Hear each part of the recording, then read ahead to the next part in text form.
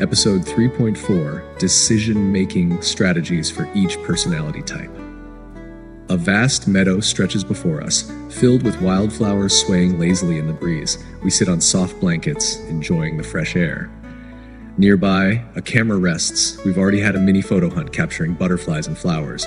A basket of berries sits between us, picked along the way. The evening sun bathes the field in a golden glow.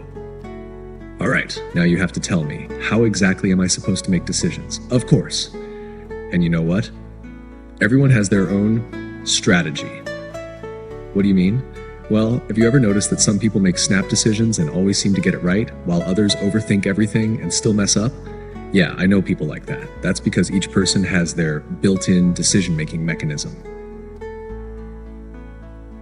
Wait, and this can actually be identified? Exactly. Let's go over the main strategies. Let's do it. Strategies for each type. Let's start with manifestors. These people don't need to wait, they just take action. Whoa, they never hesitate? Not if they're in alignment. But they do have one important rule: they must inform before they act. Why?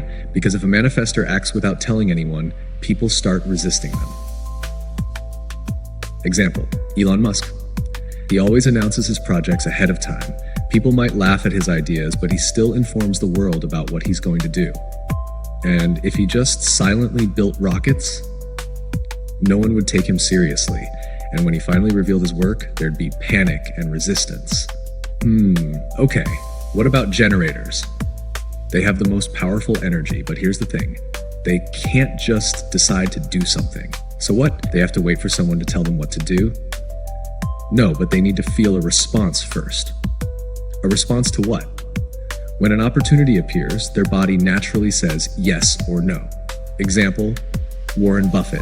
He analyzes a lot of companies, but he only invests in the ones he feels truly excited about. So he doesn't invest just because it makes sense? Exactly. He waits until he feels an inner yes. What about projectors? These people can't push themselves forward. What do you mean? If a projector tries to prove themselves and force their way into a situation, they'll be ignored. Wow, that sounds rough. Not if they wait for an invitation. Example, Oprah Winfrey. She became famous when she was recognized and given the opportunity to host her own show. And if she had just forced her way onto TV, it probably wouldn't have worked. So projectors need to wait for the right moment when someone acknowledges them? Exactly. And reflectors? They should never rush. Their strategy is to wait for a full lunar cycle before making a big decision. 28 days? Yes, because they change every day. If a reflector decides too quickly, they can make huge mistakes. Example, the Dalai Lama.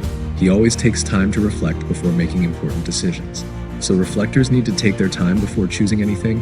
They need to make sure their decision feels right over time.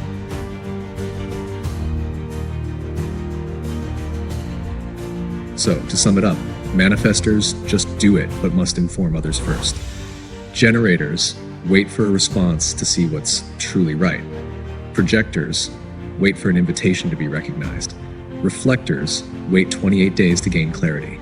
And if someone doesn't follow their strategy, then they keep hitting obstacles in life. All right, let's say I now know my strategy. How do I tell if my desire is real or just a passing thought? Now that's our next topic. All right then, let's go. We get up from the soft grass, packing up the camera and our basket of berries. The evening sun is setting behind the horizon, but there's still one last important lesson: how to tell the difference between a real desire and a false one.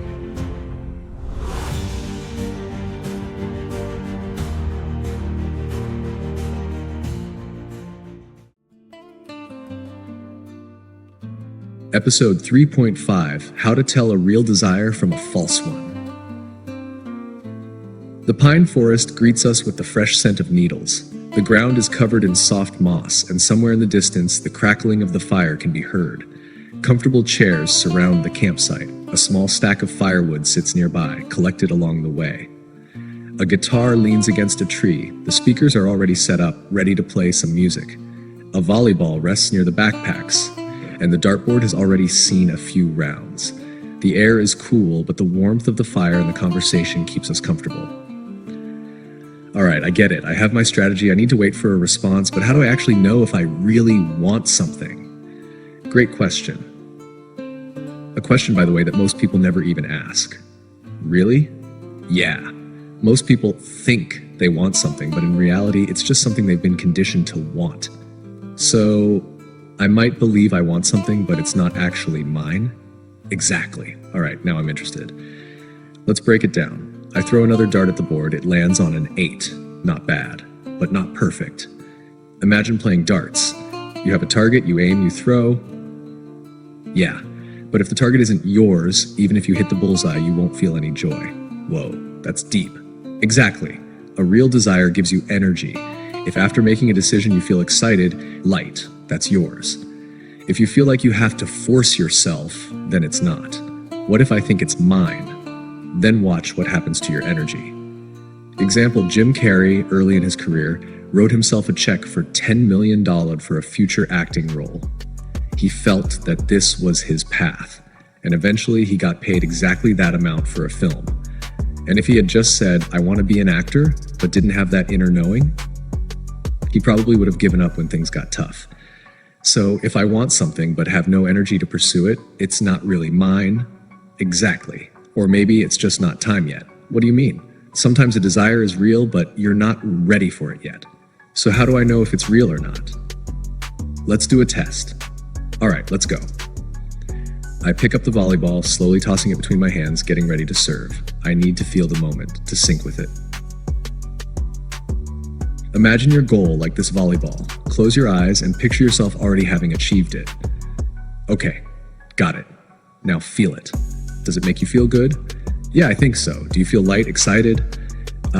Not really sure. Then it's either not real or not time yet. Whoa. Example. Michael Jordan was cut from his high school basketball team, but he knew basketball was his thing, so he kept training. And if he had just said, well, I guess it's not meant to be, then he never would have become the greatest player in history. So even if something doesn't work out at first, but I still feel inspired, that means it's mine? Exactly. All right, let's serve. I toss the ball up, hit it cleanly. It soars over the net, one of those moments when everything just feels right. See, the key is to stop forcing yourself to want things that aren't really yours. All right, I've got a lot to think about, but first, let's get that fire going and turn on the music. Laughter, the warmth of the fire, easy conversations. The music plays and everything feels simple. Because real desires don't make you struggle. They feel like this evening, light, natural, and completely your own.